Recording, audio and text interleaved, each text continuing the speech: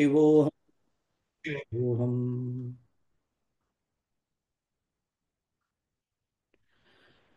गुरुर्ब्रह्मा गुरुर्विष्णुः गुरुर्देवो महेश्वरः। गुरुः साक्षात् परं ब्रह्म तस्मै श्रीगुरवे नमः।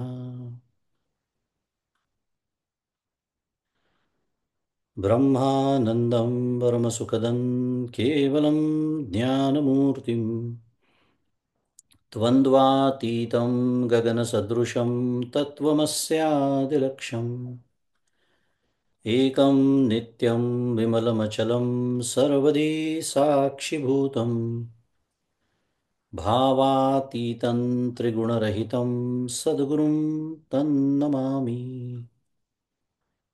श्री सद्गुरुनाथ महाराज की जय।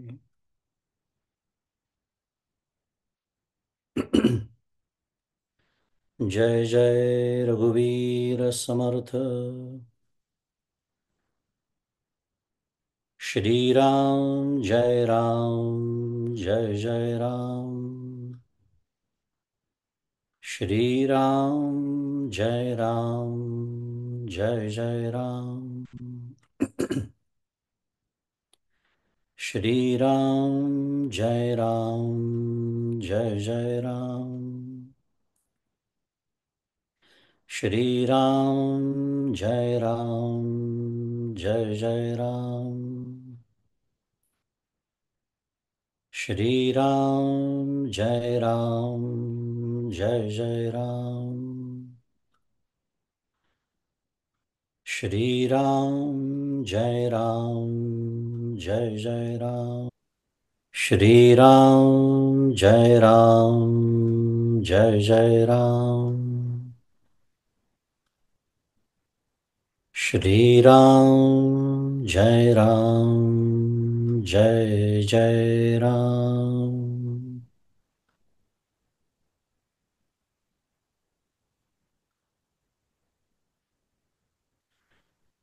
प्रभु श्री रामचंद्र भगवान की जय। श्री सद्गुरुनाथ महाराज की जय।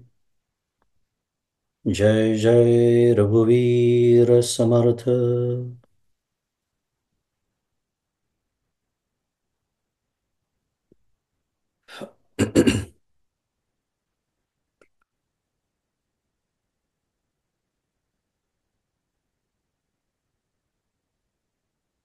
माझे सद्गुरू परमपूज्य डॉक्टर श्रीकृष्ण दत्तात्रय देशमुख, उपाख्य डॉक्टर काका यांच्या श्रीचरणी शिरसाष्टांग वंदन करतो. परमपूज्य मंदाताई गंधे यांच्या चरणी शिरसाष्टांग वंदन. तुम्ही श्रोते जगदीश मूर्ती, तेथे माझी व्युत्पत्ती किती, बुद्धिहीन अल्पमती सलगी करीतो श्रीराम. तुम्हा सर्वांना सप्रेम अभिवादन.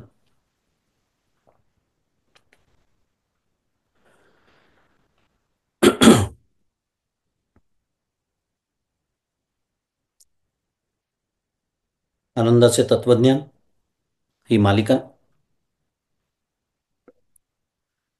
त्यातला व्हाय नावाचा हा दुसरा टप्पा, त्याच्यामध्ये सुरू असलेला पंचकोश नावाचा विषय. व्हाय नाही, व्हॉट नावाचा दुसरा टप्पा. कारण व्हाय पहिला झाला, आपण सगळं समजवून घेतलं छान. हा सगळा अभ्यास कशासाठी करायचा, त्याचं महात्म्य आपल्याला पटलेलं आहे, समजलेलं आहे, उमजलेलं आहे. या भांडवलावरती आपण हा दुसरा टप्पा दुसऱ्या टप्प्यामध्ये आलेलो आहोत, व्हॉट नावाचा. त्याच्यामध्ये आपण सर्व संकल्पना समजून घेतो आहोत. आणि पुन्हा या सगळ्याचा उपयोग कशासाठी होणार आहे, तर शेवटचा जो आपला टप्पा आहे ज्याच्यामध्ये हाऊ, हे सगळं कसं करायचं हे आपण समजून घेणार आहोत. असो तर मागील सत्रापासून आपण पंचकोश या विषयाच्या चिंतनाला प्रारंभ केला. तत्पूर्वी आपण 4 देह किंवा 3 देह ही संकल्पना समजून घेतली आणि त्यालाच समांतर ज्याला म्हणूया, अत्यंत त्याच्याशी संलग्न अशी ही पंचकोश नावाची जी संकल्पना आहे, त्याच्या विचाराला आपण म्हणूया मागच्या वेळेसपासून आपण प्रारंभ केला. आपलं स्वरूप, ज्याला कुटस्थ म्हणतात, ज्याला आत्मा असं म्हणतात, ज्याला साक्षी असं म्हणतात, बरेच शब्द त्याला आहेत, हे ज्याच्यामुळे झाकलं गेलेलं आहे,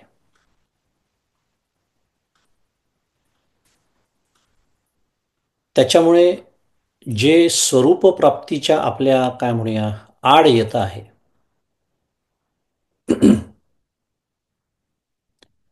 झाकल्या गेलेला आहे स्वरूप प्राप्तीच्या, त्याच्यामुळे ते आपल्या आड येतं, हा त्याचा होणारा काय म्हणूया परिणाम आहे. ते अडथळ्याचं स्वरूप त्याला प्राप्त होत आहे, त्याला कोश असं म्हणतात, असं आपण मागच्या वेळेला शिकलो. पंचकोश असा विषय सुरू आहे आपला आणि त्याच्यामध्ये कोश हा मुख्य शब्द आहे. 5 कोश आहेत, पण 5ही कोशांमध्ये कोश हा सामान्य शब्द आहे. आपल्याला त्याचं स्वरूप सुद्धा पहिले नीट समजावं लागतं, कारण आपल्याला काय म्हणूया व्यवहारातले कोश कळतात, व्यवहारातलं आवरण कळतं आपल्याला, पण माझ्या स्वरूप प्राप्तीच्या मध्ये अडथळा म्हणून हे उभे राहतात आणि म्हणून त्याला कोश असं म्हणतात. मागच्या वेळेला आपण बोललो होतो की आता डॉक्टर लोक शरीर देह फाडतात, ऑपरेशन करतात, शस्त्रक्रिया करतात, मग त्यांना दिसतात का होय 5 कोश,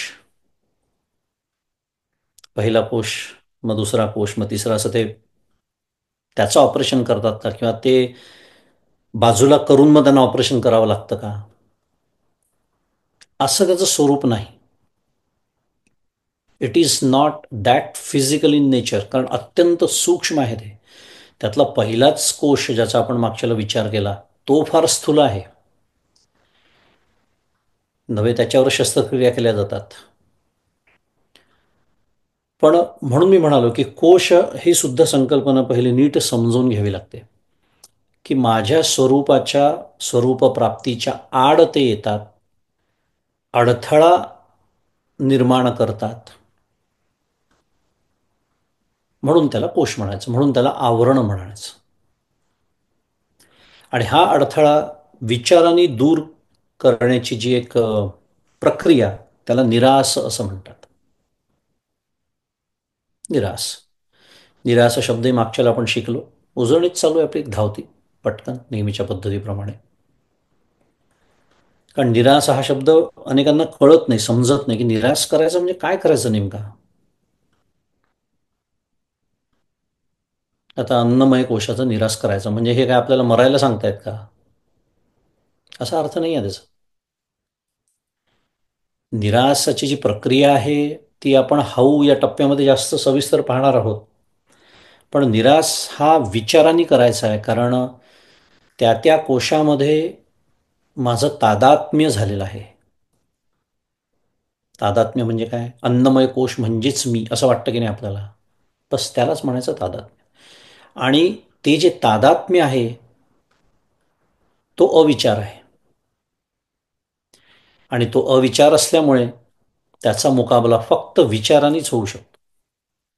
म्हणून तर माझे सद्गुरू सातत्याने सांगतात की विचारासारखं दुसरं श्रेष्ठ साधन नाही. आणि बहुतांश लोकांना तो सोडून बाकी सगळं करायचं असतं परमार्थामध्ये. असो, वेगळा विषय.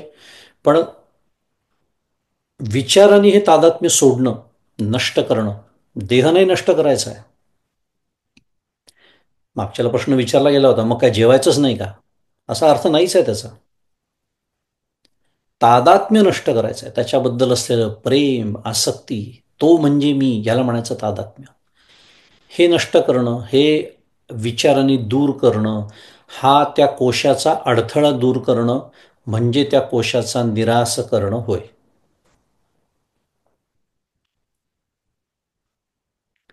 आणि मागच्या वेळेला आपण मागच्या सत्रामध्ये म्हणूया आपण अन्नमय कोशाचं स्वरूप बघितलं. नावाप्रमाणेच अन्नापासून निर्माण होऊन अन्नावरच किंवा अन्नामुळे टिकणारा, शेवटी अन्नरूपच होणारा असा हा कोश. आणि यालाच देहाच्या भाषेमध्ये, जो आपला आधीचा विषय होता, तीन देह, त्या देहाच्या भाषेमध्ये याला स्थूल देह म्हणतात. त्यालाच अन्नमय कोश म्हणतात. बरंच याचा आपण सविस्तर विचार मागच्या वेळेला केला. आता आजच्या अभ्यासाकडे वळताना आपल्यापुढे एक पुढचा कोश अर्थातच आहे. पण पुढच्या कोशाचा विचार प्रारंभ करण्यापूर्वी आपण अन्नमय कोशासंबंधी एक अजून विचार करूया. छान विचार आहे तो, कारण कुठेतरी आपल्या अंतःकरणाला तो स्पर्श करून जातो. आजकालचे, ज्यांना आपण विज्ञानवादी असं म्हणतो, स्पर्धा असते, अहमिका असते, काय मी विज्ञानवादी आहे हे सिद्ध करण्याची. ज्यांना नास्तिक असंही म्हणतात, ज्यांना हेडोनिस्ट असा इंग्लिश शब्द आहे. हेडोनिस्ट म्हणजे काय? हेडोनिस्ट म्हणजे person who believes that the pursuit of pleasure is life. काय म्हणालो? हेडोनिस्ट, हेडोनिझम त्याच्यातून तयार होतं. त्यांचं एकमेव ध्येय आयुष्याचं काय असतं? परसूट ऑफ प्लेजर, बस. आणि प्लेजर या शब्दाचा अर्थ आपल्या सगळ्यांना कळतो. त्याच्यासाठी इंद्रियांची मदत लागते. पंचज्ञानेंद्रियांचे ते विषय असतात. आणि that is life for them, nothing else matters. अशी लोक रजोगुण संपन्न असतील तर ते कसेबसे नियम पाळतात. नियम म्हणजे कायदा म्हणतोय मी. कसेबसे कायदा पाळतात, पण त्या कायद्याच्या चौकटीत त्यांच्या जीवनाचं ध्येय हे सुख येन केन प्रकारेण, ज्याला म्हणतात, सुख प्राप्त करणे, बस. आणि मग प्रत्येकाची सुखाची व्याख्या वेगळी. त्यासाठी त्यांच्या त्यांच्या विचारपद्धतीप्रमाणे लागणारी साधनं वेगळी. कोणाला वाटतं खूप पैसा मिळाला की मी सुखी होईन. कोणाला वाटतं मी खूप यश संपादन केलं की मी सुखी होईन. कोणाला वाटतं एवढं माझ्या जीवनातली ही जी समस्या आहे ना, मुलाच्या बाबतीतली, मुलीच्या बाबतीतली, नवऱ्याच्या बायकोच्या बाबतीतली, एवढी दूर झाली की मी सुखी होईन. कोणाला वाटतं सगळं जग माझ्या मनासारखं वागायला लागलं की मी सुखी होईन. रामकृष्ण हरी. वेगळा विषय. प्रत्येकाच्या सुखाच्या व्याख्या वेगळ्या. पण अखंड सुखाच्या मागे जो धावतो आणि तेच जीवनाचं प्रधान कर्तव्य समजतो, हेडोनिस्ट. आणि जे तमोगुणी असतात हेडोनिस्ट, ते कायद्याचंही बंधन पाळत नाहीत. ते सुख ओरबाडून घेतात, म्हणजे कायदा तोडतात. आणि मग त्यातनं ज्या काही समाजामध्ये घटना आपल्याला वाचायला ऐकायला मिळतात आणि ज्याचं प्रसिद्धी माध्यमांना अत्यंत आकर्षण आहे. कारण कुठलंही प्रसिद्धी माध्यम तुम्ही निवडा, सोशल मीडिया असो नाही तर पेपर असो, वाचलं की असं वाटतं बहुतेक आज संपणारच जग, जगबुडी आलेली आहे, एंड ऑफ द वर्ल्ड. कारण त्यांना सकारात्मक बातम्या छापायच्या नसतात. आणि दोष त्यांना देण्यात काहीच अर्थ नाही आहे, कारण सकारात्मक बातम्या वाचायच्या नसतात कोणाला, म्हणून. त्याला शुद्ध मराठीत काय म्हणतात? TRP. TRP शब्द चांगला कळतो भारतीय लोकांना. मुद्दा एवढाच की असे जे विज्ञानवादी म्हणू, नास्तिक म्हणू, हेडोनिस्ट म्हणू, मी 3 शब्द दिले, अजून काही शब्द त्याला असतील, किंवा पूर्वीच्या काळचे ज्यांना चार्वाक असं म्हणायचे, ह्या पूर्वीच्या काळचे म्हणा किंवा आधुनिक म्हणा, चार्वाकांचं मत काय आहे?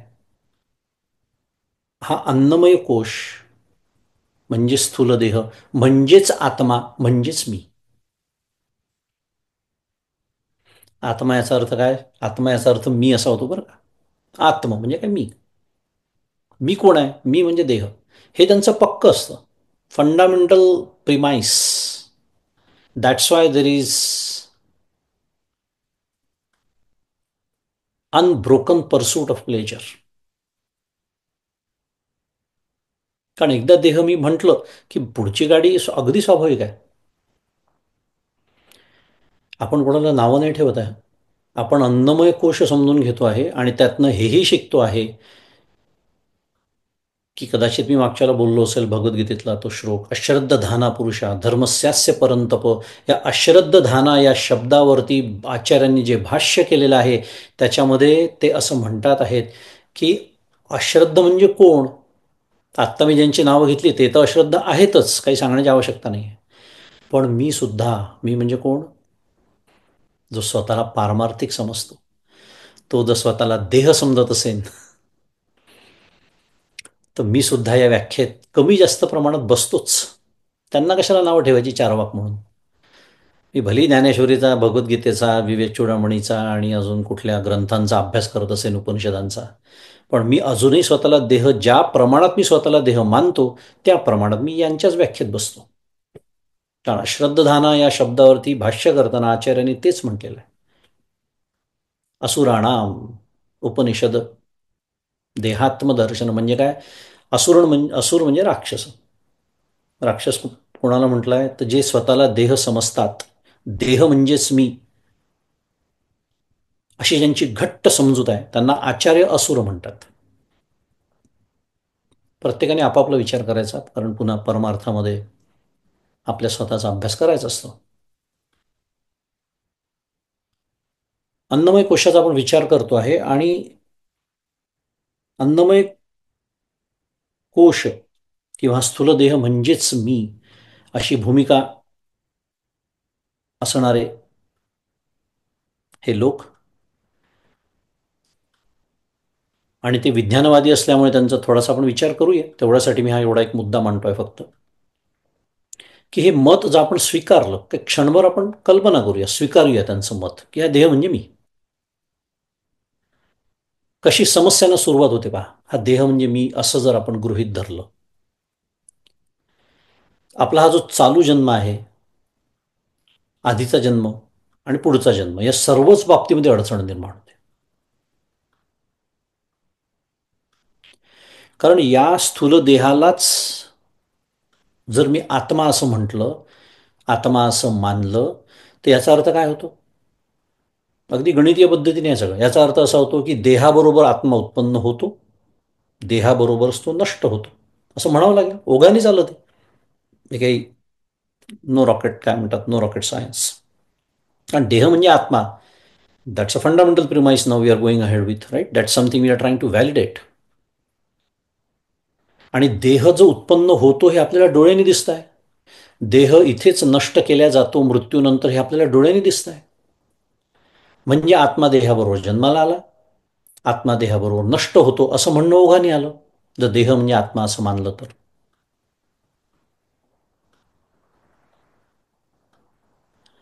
आता मागील जन्मी देह नष्ट झाला, त्याचबरोबर आत्माही नष्ट झाला असं म्हणणं आलं. बरं, असं म्हटलं तर त्या देहानी जी केलेली कर्म आहे ती भोगण्याचं कारणच उरणार नाही, कारण देह संपला. सगळंच संपलं देहाबरोबर ना, कारण आत्मा, देह म्हणजे आत्मा म्हणजे मी, सगळंच संपलं. जी जी कर्म मी जी केली, कोट्यावधी कर्म आयुष्यभरात आपण जी काही करतो, त्याचं फल भोगण्याचं कारणच उरणार नाही. आणि असं जर झालं तर कर्माचं म्हणजे कर्म फल न देता कर्माचा नाश झाला असं म्हणावं लागतं. म्हणजे कर्म निष्फल झालं असं म्हणावं लागतं. कर्माचा भोगावाचून क्षय होतो असं म्हणावं लागतं. आणि असं जर म्हटलं तर कृतप्रणाश नावाचा दोष येतो. कृतप्रणाश मोठा शब्द आहे. अर्थ त्याचा एवढाच की कर्म तर मी केलं, पण फल मात्र मला भोगावं लागणार नाही. कर्म करून कर्मफलातून सुटका. आणि इथे कर्म करणं याचा अर्थ सकाम कर्म करणं असा होतो अर्थातच. त्याच्यातून सुटका. मी करता आहे, मी भोगता आहे,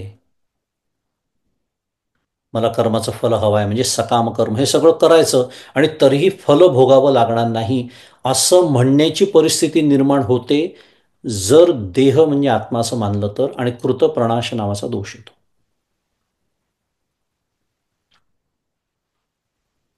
बरं, ही नास्तिक मंडळी मागचा जन्म आणि पुढचा जन्म हेही मानत नाहीत, पुनर्जन्म, बरोबर. मग असा जर विचार केला की कोणतंही पूर्वकर्म नसूनही हा देह जन्माला आला, आता पूर्वजन्माचं सोडून देऊ, आपण चालू जन्माबद्दल बोलूया. आपण सर्वजण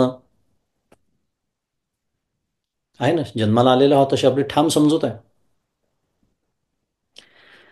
तर पूर्वकर्म नसूनही देह जन्माला आला असं जर मानलं तर त्याचा अर्थ काय होतो? न केलेल्या कर्माचं फळ मिळतं असं म्हणावं लागेल आता. कारण आपण इथे सर्वजण जमलेलो आहोत, हे कमीत कमी 30-40 वर्ष तरी जगलेलो आहोत आयुष्य, आणि त्याच्या पुढचे पण आहेत श्रोते, मला माहिती आहे, वयाने विचार केला तर अनंत भोग आपण भोगलेले आहेत इतक्या वर्षांमध्ये. भोगले की नाही? सुखाचे असो का दुःखाचे असो. मग जर ते प्रकरण तेव्हाच संपलं आणि हे नवीनच प्रकरण सुरू झालं या जन्मापासून असं जर म्हटलं, तर मी जे भोग भोगतो आहे ते मी न केलेल्या कर्माचे फळ भोगतोय असं म्हणावं लागेल. त्याने अकृताभ्यागम नावाचा दोष येतो. मगाशी सांगितलं कृतप्रणाश म्हणजे मी कर्म तर करतो पण त्याचं फळ भोगावं लागत नाही असं बोलणं, हा जो दोष त्याला म्हणायचं कृतप्रणाश. आणि मी न केलेल्या कर्माचं फळ मला भोगावं लागणं असं बोलणं याला म्हणायचं अकृताभ्यागम.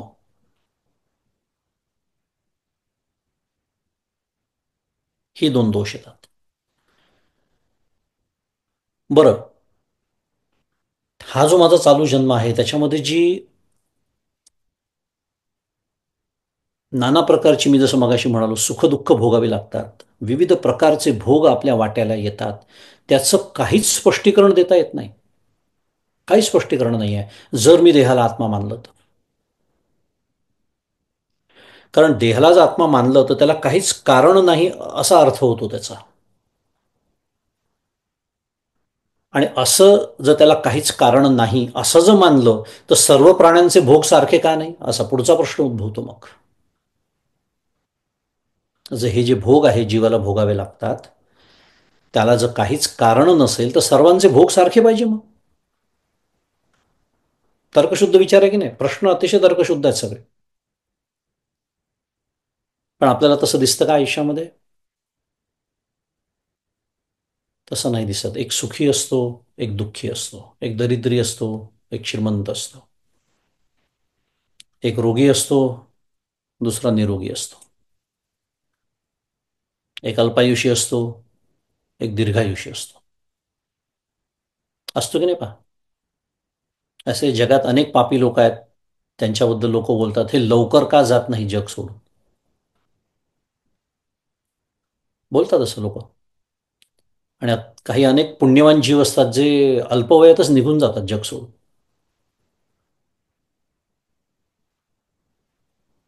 एक मनुष्य असतो तो दुसरा पशु असतो, एक सत्वगुणी असतो दुसरा तमोगुणी असतो.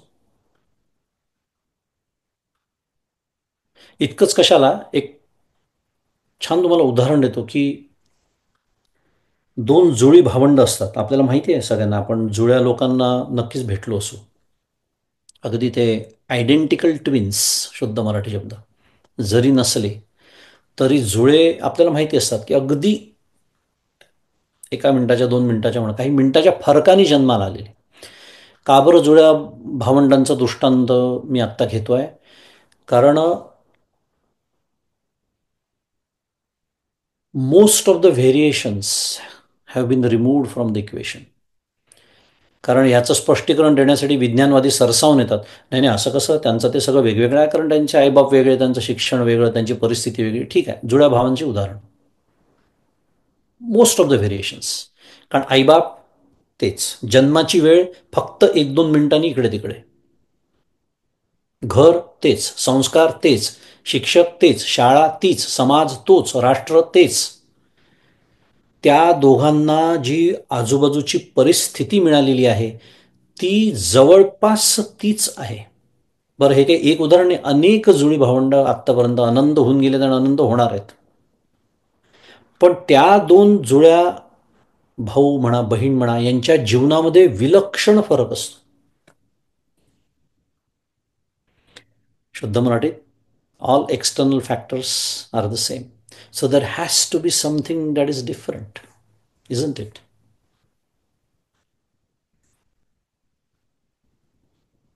पण याचं उत्तर त्या विज्ञानवादी म्हणणाऱ्यांकडे नसतं. एखादा अपघात होतो, अनंत अपघात होत असतात, आपणही वाचत असतो त्याच्याबद्दल. काही लोक मरतात, तर काही लोक जगतात. काय स्पष्टीकरण आहे याचं? याचं स्पष्टीकरण काय आहे? हो, बेल्ट, अमेरिकेबद्दल बोलतो. कारचा बेल्ट लावलेले मरतात, कारचा बेल्ट न लावलेले सुद्धा जिवंत राहतात. असेही अपघात आहेत. असल्या पद्धतीची कारणं द्यायला कोणी सरसावलं तर सांगतोय. 9/11 वर्ल्ड ट्रेड सेंटर अटॅक प्रसिद्ध उदाहरण आहे. अनेकांची उदाहरणं आपण अशी वाचली की त्या दिवशी त्या माणसाला सकाळी काय बुद्धी झाली माहीत नाही, रोज वर्षानुवर्ष त्या ऑफिसमध्ये काम करणारा, कार्यालयात काम करणारा, त्या दिवशी तो गेलाच नाही, नाही गेला ऑफिसला. परिणाम, आज जिवंत आहे. का त्याला बुद्धी झाली? त्याचं उत्तर त्याच्याहीकडे नाही आहे.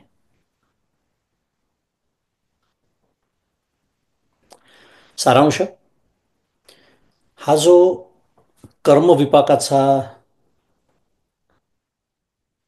शास्त्राचा सिद्धांत आहे, हा मान्य केल्याशिवाय या सृष्टीतील व्यवहाराचं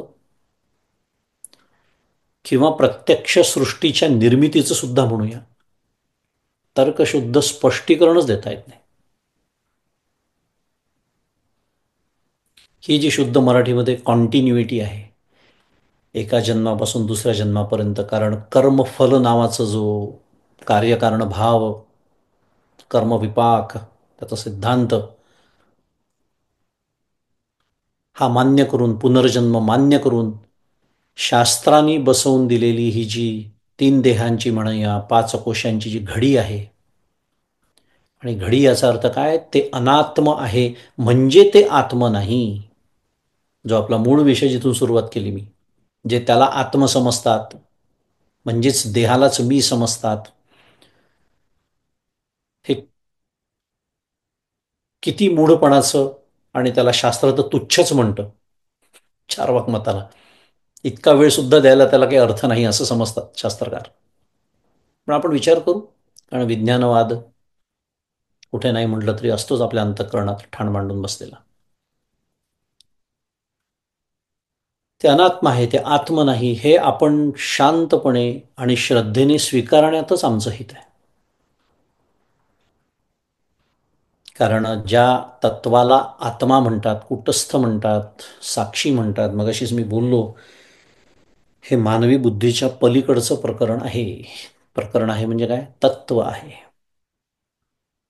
आणि या सर्व आत्ता जी सगळी मांडणी केली, ही मानवी बुद्धीच्या मर्यादेतील मांडणी आहे.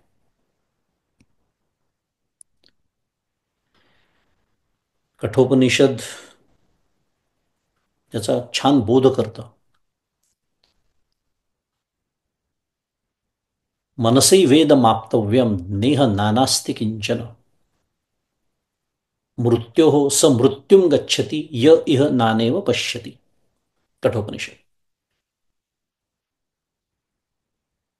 मृत्योः स मृत्युम गच्छति म्हणजे काय? मृत्यूकडून मृत्यूकडे जातो असं वर्णन आहे. कधी? तर जो नानात्व जे आहे जगामध्ये, खरं तर नेह नानास्ति किंचन, पण हे जे नानात्व आहे हे सत्यत्वानी जो जाणतो, म्हणजे तो त्याला सत्य समजतो, हे सर्व भेद, हे सर्व नानात्व जे आहे त्याला, तो मृत्यूकडून मृत्यूकडे जातो असं वर्णन आहे. आता मृत्यूकडून मृत्यूकडे जातो म्हणजे मध्ये जन्माचा टप्पा असला पाहिजे की नाही? साधं गणित आहे, अगदी साधं गणित आहे. मृत्यू, कोणाला मृत्यू असतो? जो जन्माला येतो तो, त्याला मृत्यू असतो. मी मरणार असं ज्याला वाटतं, ज्याला वाटतं मी मरणार, त्याचा हा ठाम निश्चय असतो की मी जन्माला आलेलो आहे. आणि तो असतोच. वय वर्ष 90 जरी झालं तरी वाढदिवसाच्या दिवशी जर फोन आला नाही, आयुष्यभर तोंड पाहिलेलं नाही आहे माझ्या मित्राचं. मी का मला फोन नाही केला, माझा बड्डे शुद्ध मराठी, माझा बड्डे, जन्मदिवस, असा कसा विसरतो? त्याचा अर्थ काय? जबरदस्त आतमध्ये आहे, मी जन्माला आलेलो आहे. जन्माला आलेलो आहे म्हटलं की मृत्यू आलाच. आणि इकडे आचार्य सांगतात, नवे मृत्यू शंका नमे जाती भेद. तिथपर्यंत आपल्याला जायचं आहे. ज्ञानेश्वर माऊली 9व्या अध्यायात हाच उपदेश करते अगदी. काय? तैसी अहम ममतेची या लवड सवडी, माते न पावतीची बापुडी. बापुडी म्हटलंय तिथे आपल्याला. तैसी अहम ममतेची या लवड सवडी, माते न पवतीची बापुडी, म्हणून जन्म मरणाची दुथडी डहुळी ते ठेली. म्हणजे काय? देहाला मी समजणारे चार्वाक, आपला विषय तो सुरू आहे.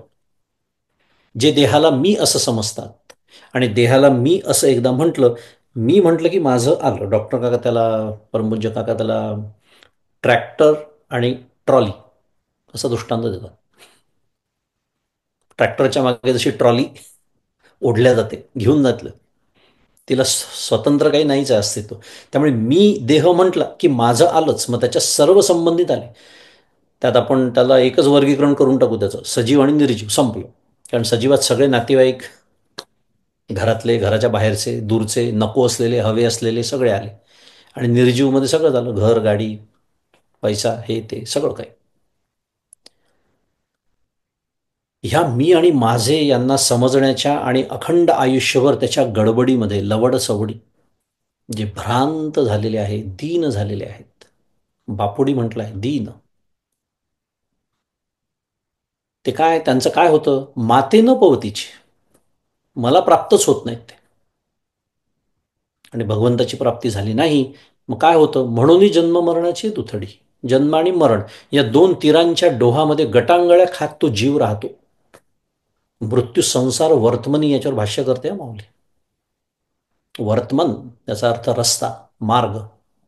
मृत्यू संसार वर्तमनी.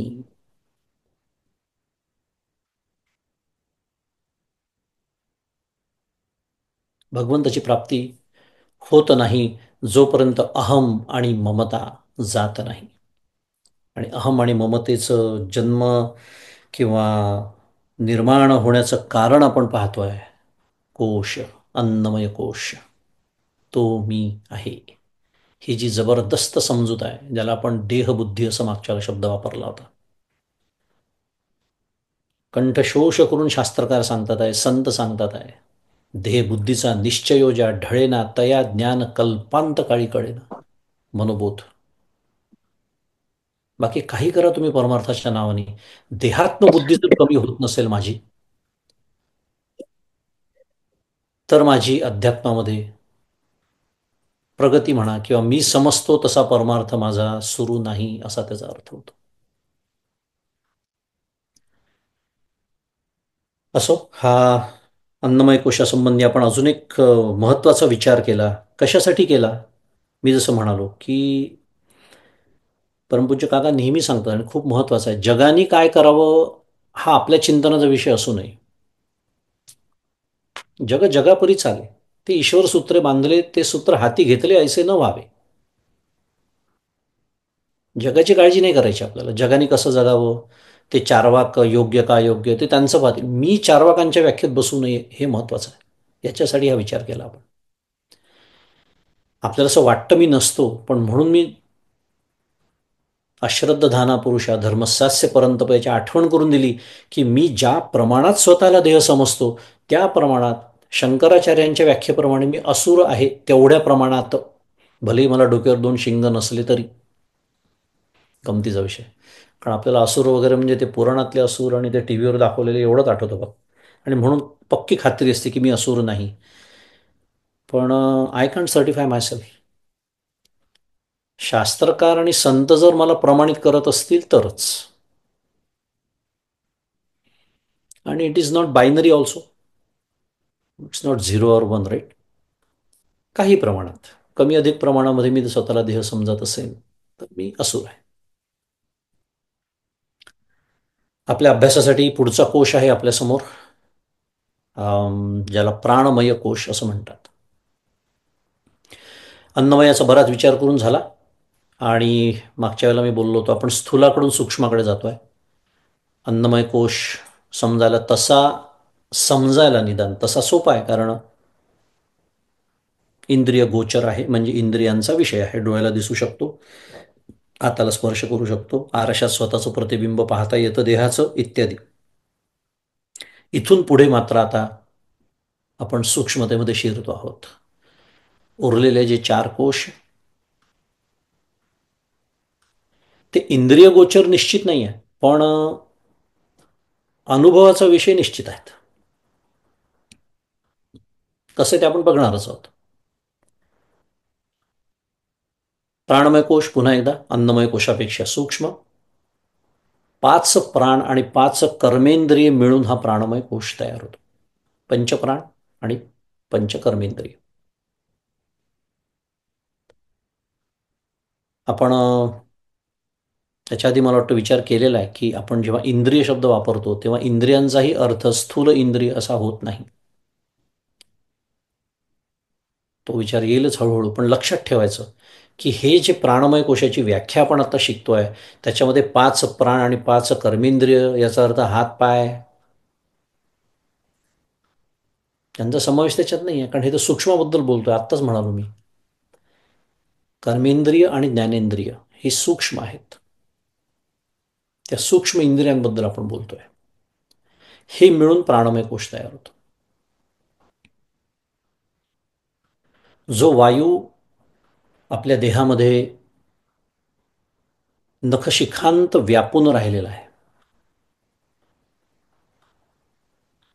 पायाच्या अगदी काय तळव्यापासून किंवा पायाचा जो अंगठा त्याच्या टोकापासून तर परमपूज्य काका म्हणतात तसं नसलेल्या शेंडीपर्यंत. शेंडीचं टोक अजून काय 2 टोकं दाखवले, त्याच्यात संपूर्ण देह आला. नखशिखांत असा शब्द आहे. असा व्यापून राहिलेला, शरीराला ऊर्जा पुरवणारा, म्हणजे एनर्जी शुद्ध मराठीत,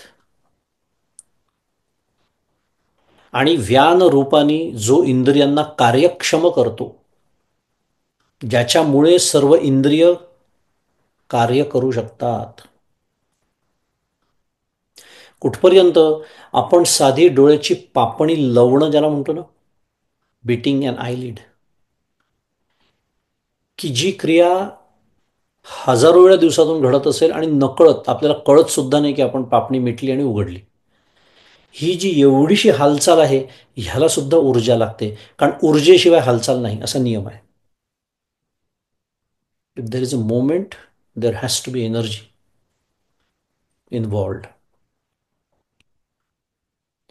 म्हणजे आपल्या शरीरातल्या इंद्रियांच्या हालचाली आहे, जी आपली सर्व इंद्रिय इतकी विविध कर्म करतात, त्या इंद्रियांना विविध सामर्थ्य प्राप्त होतं.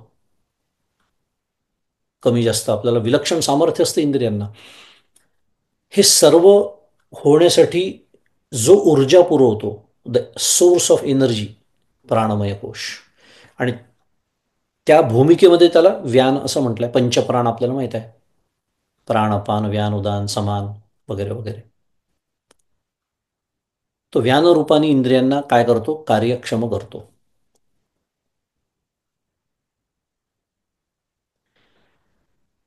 श्रीमद आद्यशंकराचार्य या प्राणमय कोशाबद्दल विवेक चूडामणीमध्ये असं म्हणतात की येन आत्मवान अन्नमय अनुपूर्ण प्रवर्तते असौ सकल क्रियासु. येन म्हणजे हा जो प्राणमय कोश आहे त्याने पूर्ण होऊन हा जो अन्नमय कोश आहे, ज्याचा आपण इतका सगळा विचार केला, किंवा स्थूल देह म्हणूया, हा अनात्म असूनही जणू काही आत्मवान, म्हणजे सचेतन होऊन सर्व जे त्याचे व्यवहार आहेत त्याच्या ठिकाणी तो काय होतो? प्रवृत्त होतो. प्रवर्तते असौ सकल क्रियासु. ज्या ज्या क्रिया आपण देहाने करतो, मी मगाशी उदाहरण दिलं, अ, पापणी उघडझाप, सगळ्यात अत्यंत क्षुल्लक गोष्ट किंवा आपलं इंद्रिय करत असेल डोळा नावाचं, तर ते इथपासून तर मी जसं मगाशी म्हणालो की आपल्या इंद्रियांना फार मोठं सामर्थ्य प्राप्त होतं. आपण शारीरिक मनुष्याच्या शारीरिक क्षमतेच्या कमाल मर्यादा गाठलेली उदाहरणं आपण ऐकतो, वाचतो, टी व्हीवर पाहतो. हे सर्व कसं शक्य होतं? हे सर्व शक्य जो करतो तो हा प्राणमय कोश.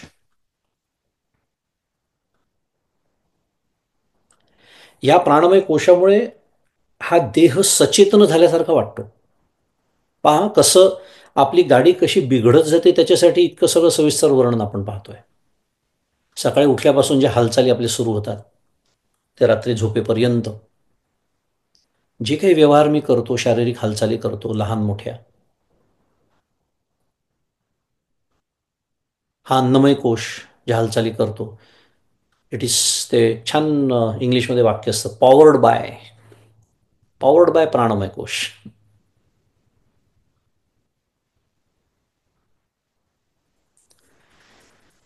समर्थ दासबोधामध्ये स्थूल देहाचं वर्णन करताना म्हणतात की अस्थिमांसाचे शरीर, त्यामध्ये गुणप्रकार. अस्थिमांसाचे शरीर, अन्नमय कोश, त्यामध्ये गुणप्रकार, शरीरासारखे यंत्र आणिक नाही. पुढे म्हणतात समर्थ, शरीरासारखे यंत्र आणिक नाही. म्हणजे विचार केला तर त्या काळात समर्थांनी शरीराला यंत्र म्हटलेलं आहे. काय विलक्षण बुद्धी असेल समर्थांची पहा. आणि आज आपल्याला आधुनिक विज्ञान, मॉडर्न सायन्स काय सांगताय? The most complicated machine in the world is human body and especially human brain. Especially human brain.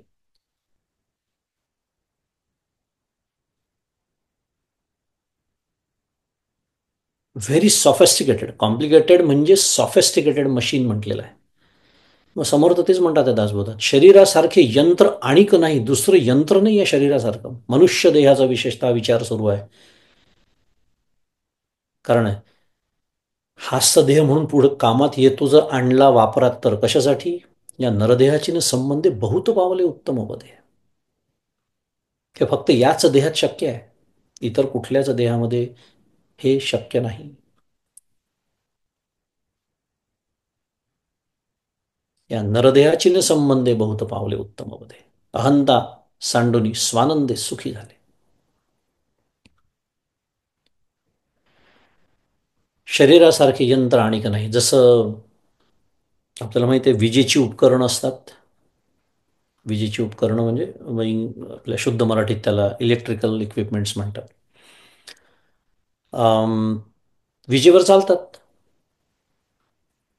दिवा असेल, पंखा असेल, अनेक गोष्टी असतात घरामध्ये.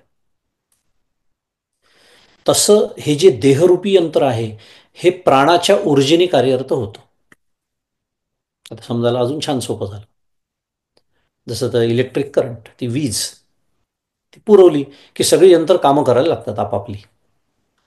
तसं या प्राणाने ऊर्जा पुरवली की हे सगळे इंद्रिय आपल्या देहातले आपापलं काम करायला लागतात.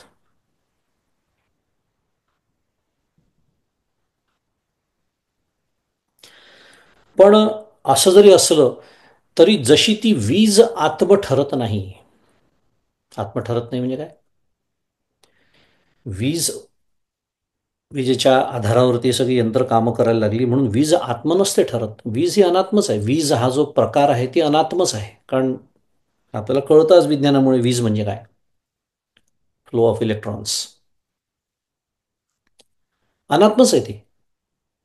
अगदी त्याचप्रमाणे हा आपले प्राण म्हणा किंवा प्राणमय कोश ज्याचा आपण विचार करतो आहे, हा सुद्धा जरी शरीराला ऊर्जा पुरवत असला, त्याच्यामुळे इंद्रिय कार्यक्षम होत असली, तरीही तो आत्म ठरत नाही.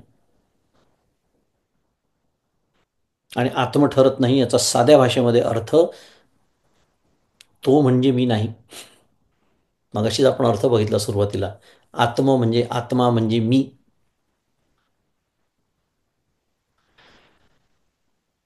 ते यंत्र बनवणारा, त्या यंत्रावरती नियंत्रण ठेवणारा,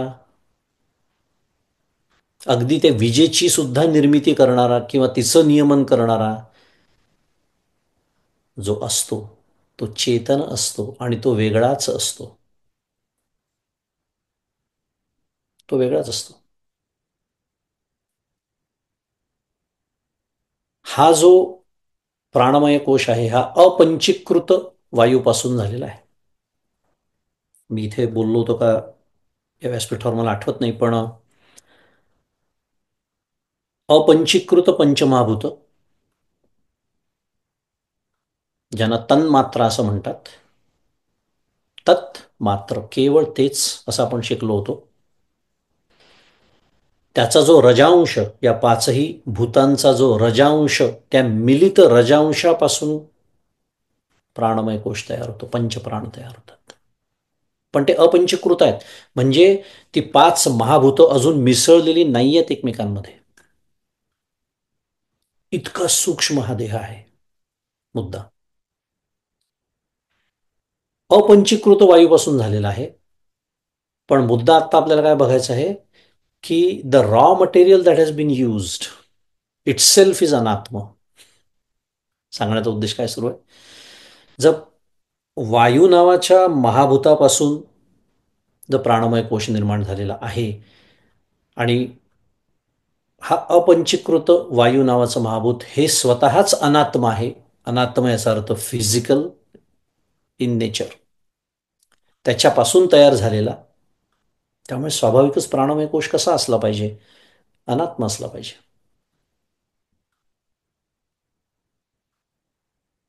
वायू जसा गुहेच्या म्हणा किंवा घराच्या म्हणा आत बाहेर आपलं दार खिडक्या उघड्या ठेवल्या की आपण शुद्ध मराठी शब्द त्याला पुन्हा क्रॉस व्हेंटिलेशन, तो वायू आत बाहेर जातो की नाही घराच्या. जसं घराच्या आत बाहेर तो वायू जात असतो, तद्वत आपल्या शरीराच्याही आत बाहेर तो वायू जात असतो, श्वासोच्छवासाच्या रूपाने, प्राणायामाच्या रूपाने.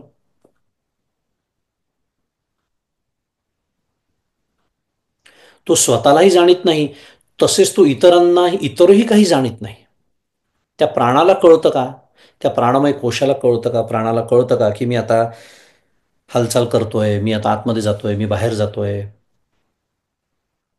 हा देह या मनुष्याचा आहे, तो देह त्या मनुष्याचा आहे, हा मनुष्य प्राणी आहे, तो मनुष्येतर प्राणी, हे सगळं त्या प्राणाला कळतं का? नाही. कारण चेतन या शब्दाची व्याख्याच आहे. चेतन त्यालाच म्हणतात जो स्वतःलाही जाणतो आणि इतरालाही जाणतो, त्याला चेतन असं म्हणतात. यातलं प्राणमय कोश काहीच करू शकत नाही, कारण तो नित्य परतंत्र आहे. आणि त्याचं नियंत्रण करणारा चेतन जीव हा वेगळा आहे. परा अपरा, भगवद्गीता.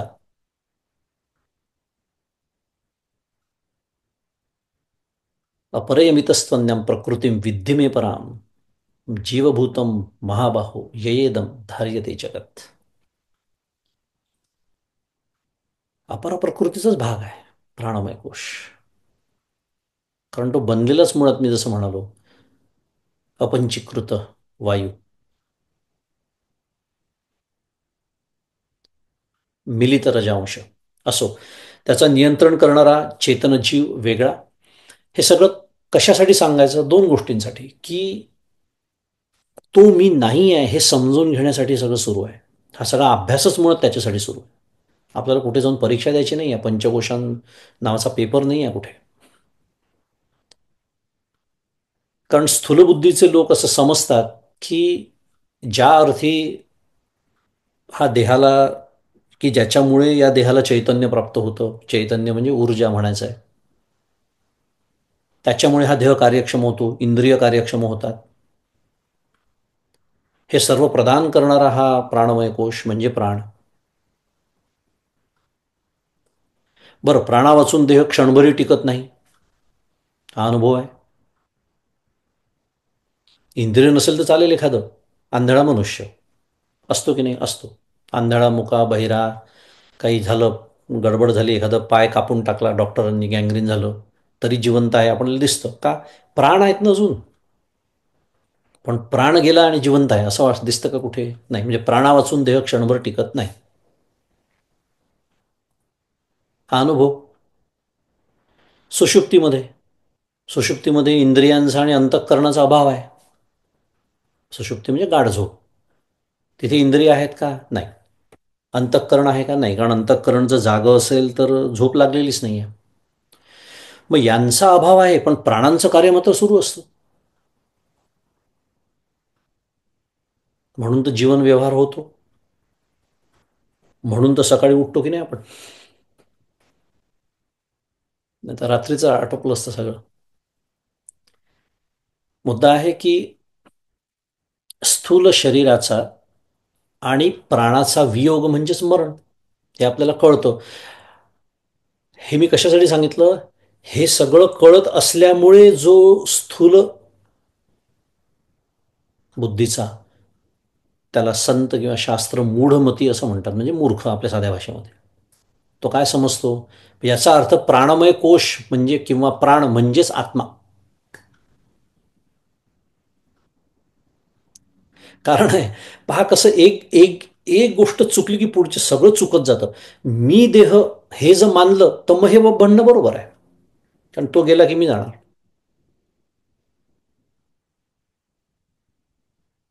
म्हणून असं वाटतं की प्राण म्हणजे आत्मा.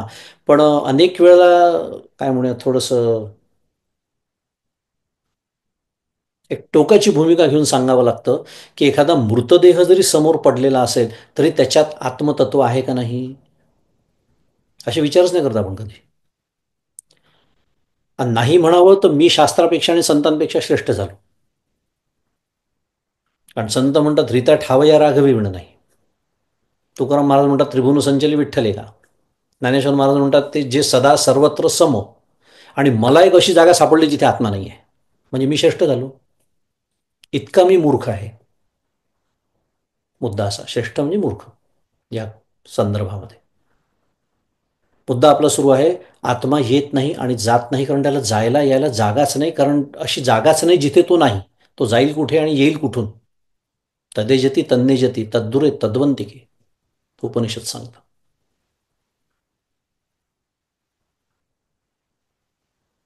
ते काय जातं ते सगळं आपण बघणारच आहोत. सूक्ष्मदेहाचा विचार सुरुवात झालेलीच आहे बाय द वे. प्राणमय कोश हा सूक्ष्मदेहाचाच भाग आहे. पण पुढचे कोश आपण जेव्हा विचार करू तेव्हा सगळ्याचा विचार करणार आहे. पण मुद्दा हा की ह्याच्यामुळे प्राणमय कोश म्हणजे मी, घट्ट समजून.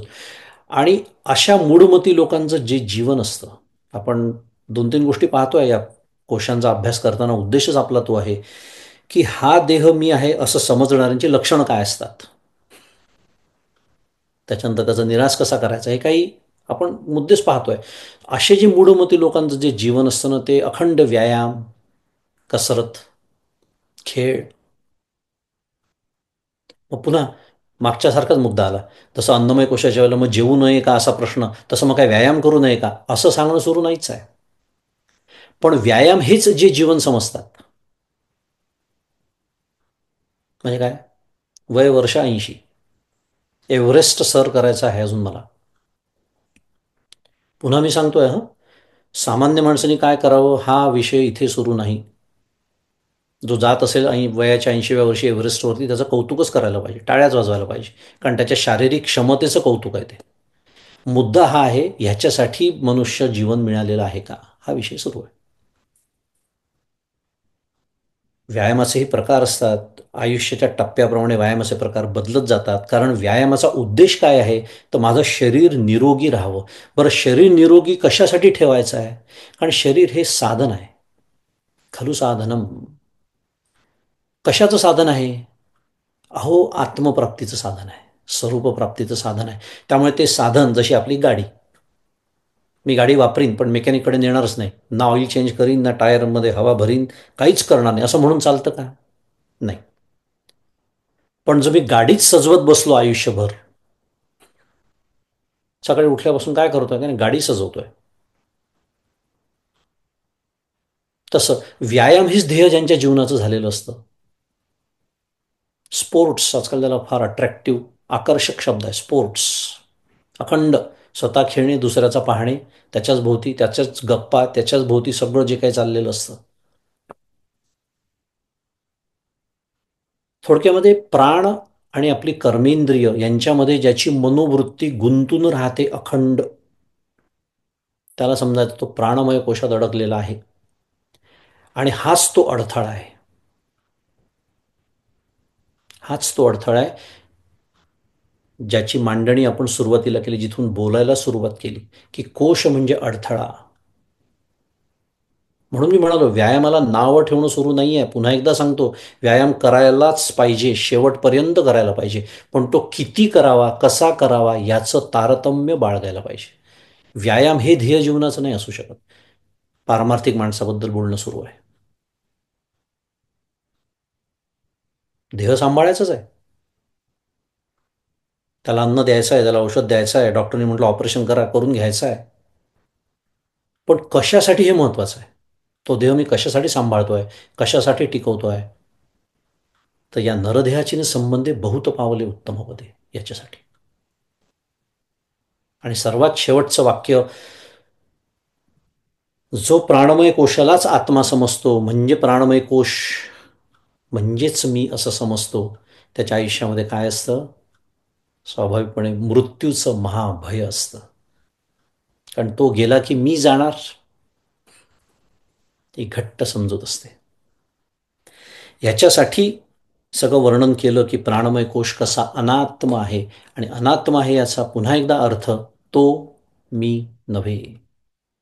कारण मी चेतन आहे आणि तो अचेतन आहे, जड आहे, पंचभूतात्मक आहे. असो, प्राणमय कोशाचा विचार आपला इथे पूर्ण झालेला आहे. आजचं चिंतन, त्याला आपण आज इथे विराम देऊया आणि सद्गुरूंच्या चरणी हे चिंतन अर्पण करूया. श्री सद्गुरुनाथ महाराज की जय. जय जय रघुवीर समर्थ.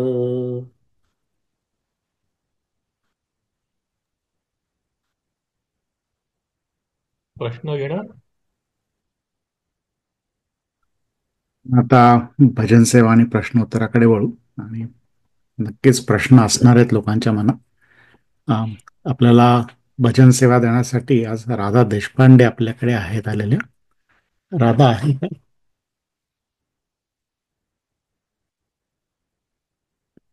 प्लीज आहे. ओके.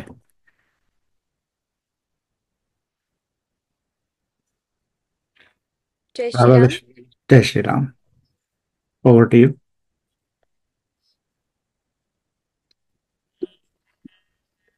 माझा आवाज नीट हो, येत आहे? येतं, व्यवस्थित येतं. हं.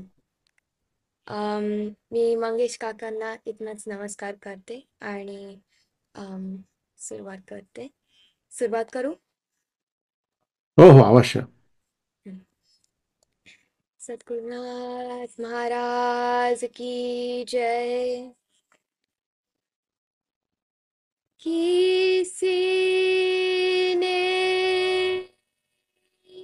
नींद जगाई,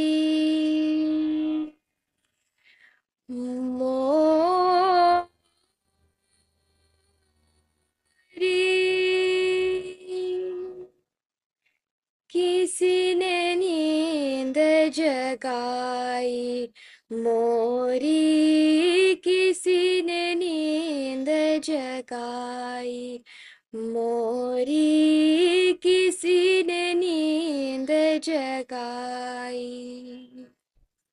नव दरवाजे बंद बंद कर, नव दरवाजे बंद बंद कर, खिड़की में से जब बिछाई, खिड़की में से जब बिछाई, सप्तपहार बैठे उस पर सप्त पहाड़े, बैठे उस पर अंदर को न आई मोरी, किसी ने नींद जगाई मोरी, किसी ने नींद जगाई। बावन फिर की चढ़ कर जावे, बावन फिर की चढ़ कर जावे, 21 सर्ग चढ़ाई, 21 सर्ग चढ़ाई, तो भी नहीं है पता हमारा, तो भी नहीं है पता हमारा, हम हरि के पद पाई मोरी, किसी ने नींद जगाई मोरी, किसी ने नींद जगाई। 7 समंदर पार हुए ते, 7 समंदर पार हुए ते, सप्त पताल झुकाई, सप्त पताल झुकाई, उससे परे मेरा ठिकाना, उससे परे मेरा ठिकाना, गुरुपुत्र समझाई मोरी, किसी ने नींद जगाई मोरी, किसी ने नींद जगाई।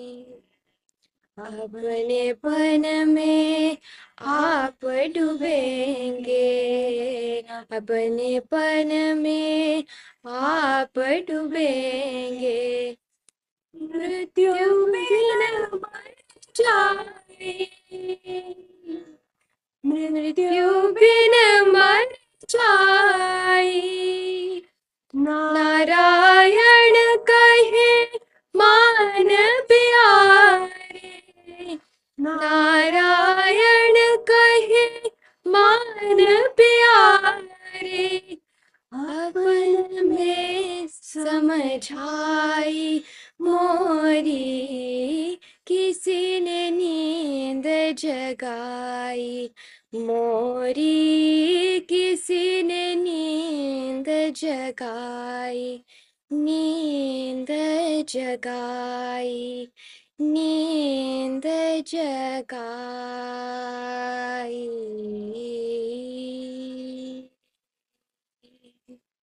फारच सद्गुरु छान, नाथ फार सुंदर. महाराज की जय।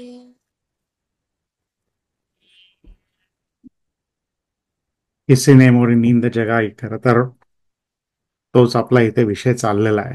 तर कुणी आणि कुठली झोप निघणार आहे हाच प्रश्न राहिला. आपण प्रश्नोत्तराकडे वळू आता.